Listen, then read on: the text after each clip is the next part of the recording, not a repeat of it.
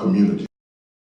How can we improve against violence by employment, jobs? We've been having a great problems. What is your view on employment within our community? I got together with a group called ABC, which is Associated Builders and Contractors. They're national, and they provide internships for young kids and adults to get into the trades, because they've taken the trades and the skill set out of the high schools and even the colleges for that matter. So trying to find partners and collaborative groups of people who will employ people who might not be employable who get out of prison. As an example, we just got into 26 Illinois state prisons with the Barrio folks, and they have a 50% recidivism issue. So when they get out, they need jobs. That's why I got together with Associated Builders and Contractors. So I would say finding partners who are willing to employ those who others might not want to employ. This is almost redundant. People recruit and get in the business of selling tickets, creating jobs. Right now, Lonnie, I'm very proud. Instrumental in helping community residents out of the situation that they're in. The city just recently offered a program where they're selling houses and vacant lots for $1. And a lot of speculators, real estate speculators, are gobbling up these properties, which is fine. But one of the things that ought to happen is that when they come in to gut a house out and rehab it, they ought to hire residents right there in the community to do that. You don't need skilled labor to bring people in to tear down walls and haul away trash.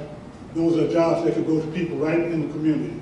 And once the job is done, once the house is finished, don't charge an exorbitant amount of rent where the people who used to live in that house could no longer afford to live there again. Food markets come into the community all the time. So when they come in, they don't have to bring a staff from across the city. They can hire all the people they need right in that community, at least a percentage of them.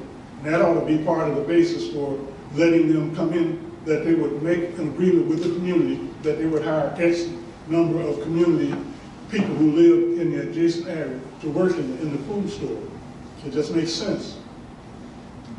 Kind of go back to my original conversation about youth programs and take one step further into actual training. You know, I think too many times we get stuck on the college to career path and we overlook vocational training.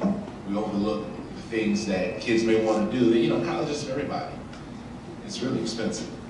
It's, you know, I think I graduated law school in 2007, and the school I graduated with is double tuition, literally double tuition, Wayne State resident since I graduated. Looking back on it, you know, why go to $300,000 debt to make $50,000? It doesn't always make sense. So I think we need to be realistic about what kids and young people are going to do once they leave school, once they leave high school. Are we giving them an opportunity to be fair? Are we giving them a fair opportunity to make a living? Are we expecting them to live up to our expectations and dreams that just aren't realistic when there's a whole host of trades and professions out there that they can really be trained for? And if we're just training for the college track, I think we're missing the boat there, and we're leaving a bunch of kids behind who could have a great life and keep themselves occupied. Back to my original statement of, you know, keep your legs moving, keep going, do something. So that's my perspective on that. Metal Projects International, where we hired quite a few young engineers and trained them. It is not for the children at the time, but mostly for young engineers who just came out of college. So we trained them as engineers in the metals and mining business and encouraged them to work all over the world, and we still have the company. At one time we were exclusive contractor, rather outsourced to the S12 Enron. So they used us to do most of this work all over the world. And ever since they closed up, we just reduced it.